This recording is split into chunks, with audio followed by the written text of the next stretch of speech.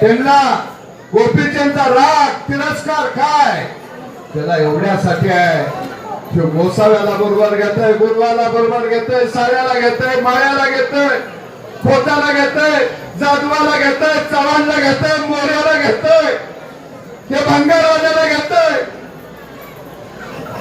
म्हणून यांना राग आहे आणि म्हणून हे गोपीचंद पडळकरच्या विरोधात आवाज उठवतात. काय लोकांना वाटतं गोपीचंद आक्रमक बोलतं. अरे आम्ही आक्रमक नाही बोललो तर हे आम्हाला निवदाला सुद्धा शिल्लक ठेवणार नाही तो आणि सांगतो निवदाला सुद्धा. आणि तुमचं कोण ऐकून घेणार मग. आणि म्हणून निश्चितपणानं हे नेतृत्व आपण जपूया. आज या बिरोबाच्या दारात मी उभा आहे, बाळूमामाच्या समोर उभा आहे. मी तुम्हाला सांगतो माझा रक्ताचा शेवटचा थेंब आहे तो देवासमोर.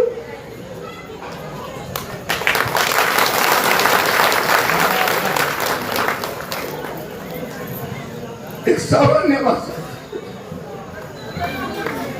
मोठा करायचा.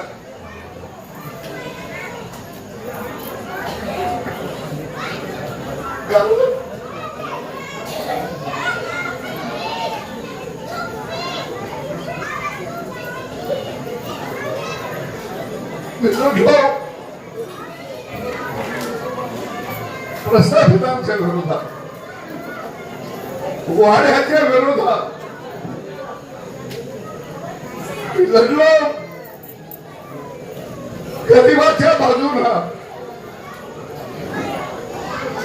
मार खाल्ला. तुम्ही हटलो ती बाजू घेऊन,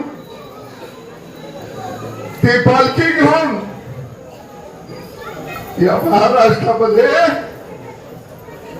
गोपीचंद पडळकर निघालेला आहे.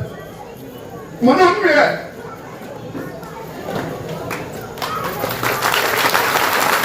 आपण सगळे गाव आहेत, सामान्य माणसं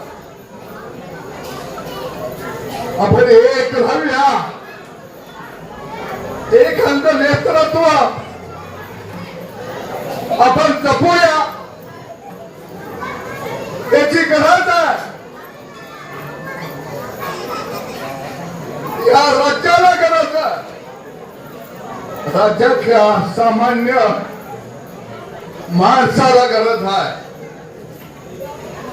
या ठिकाणी माझे मुस्लिम बांधव आहे, तुमचा सुद्धा या ठिकाणी स्मशानभूमीचा एक हॉल पाहिजे. तिला जागा ट्रस्टची आहे. आम्ही दोघं अल्पसंख्याक मंत्र्यांना भेटतो कारण त्याला आमदार फंडातून